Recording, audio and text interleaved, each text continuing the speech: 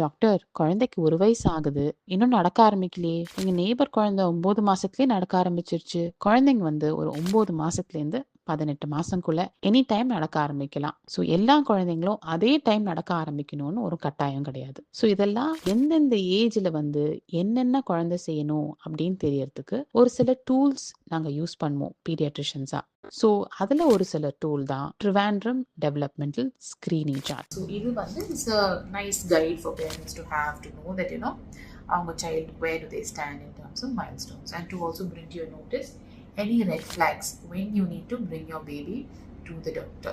Supposing your baby is not able to walk independently by 18 months, or baby is not even able to sit without support by 12 months. So these are indications where you need to come and meet your doctor. Or baby is not making any eye contact by age of 2 years. Then these are all